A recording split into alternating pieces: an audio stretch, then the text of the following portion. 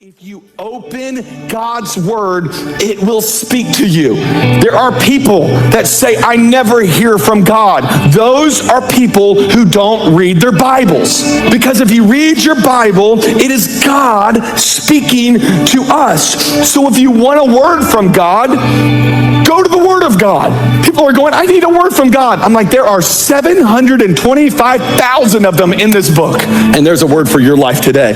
It's 66 books written over 1,500 years by 40 different authors, one central message focused on Jesus and his plan for your life. God wants to lead and guide your life, and he does it through the Word of God. So here's my guarantee for your life. If you will open your Bible daily, it will feed your soul, guide your steps, and keep your life aligned with God's will.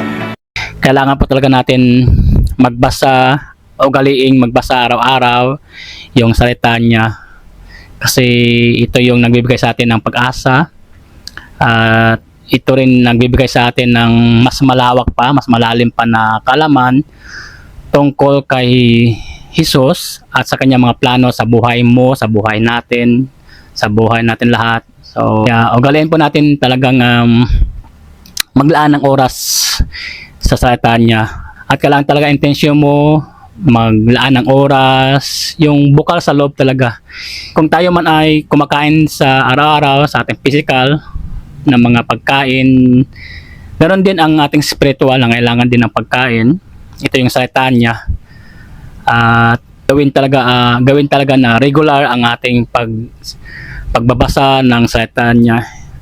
Kundi dahil para mas makilala pa natin ang Panginoon, ang kanyang kaisa-isang anak na si Jesus, at saka yung mga plano niya sa ating buhay, lalo na doon sa sinasabi sa John 3:16. Di ba sabi doon na for God so loved the world that he gave his only begotten son, that whosoever believe in him should not perish but have an everlasting life. So yun po, isa yan sa mga plano ng Panginoon, kaya pinadala niya ang kanyang bugtong anak para ma-reach out tayo, para ma-save tayo sa ating mga kasalanan. At maganda po talaga ang plano ng ang ating mahabaging Ama, kaya pinadala niya si Jesus. Colossians 3:12, sabi doon sa Bisaya, katawhan, kung sa Bisaya pa, sa Colossus 3:12, katawhan kamo sa Dios, gibalaan o gihigugma kamo niya. So ito po nagpapakita talaga na mga katawhan kita sa Ginoo, o gibalaan o gihigugma niya. So kung ikaw giangkon mo na si Jesus sa imong kasing-kasing, imo nag-admit siya na imong Dios, o giangkon mo na katawhan ka sa Dios, so ito kailangan natin to talaga magbasa ng salita niya para mas lalong lumalim yung kaalaman natin, mas lumawak pa ang ating pag-intindi sa ginawa ni Jesus doon sa Kalbaryo, sa cross. So napakaganda po.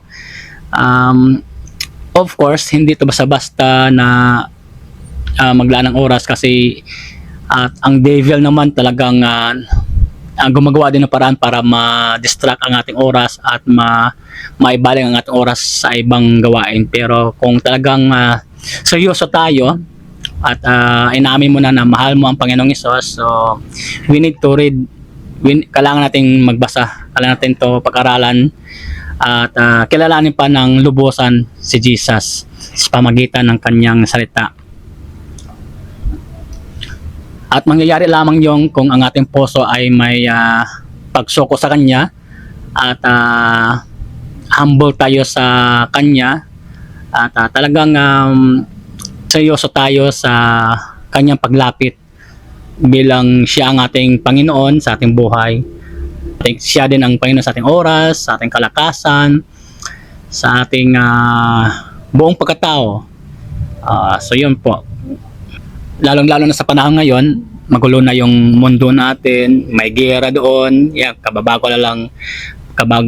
Alam natin na may war doon sa Iran, Israel, o saan pa mga bansa. So ito na po ang panahon natin na talagang Kailangan natin magsaliksik kailangan natin saliksikin ang salita ng Diyos. Kung hindi tayo nagbabasa ng salita niya, patay po tayo. O physically buhay tayo, pero yung spiritual natin is patay po. Kasi hindi lang nabubuhay ang tao sa tinapay.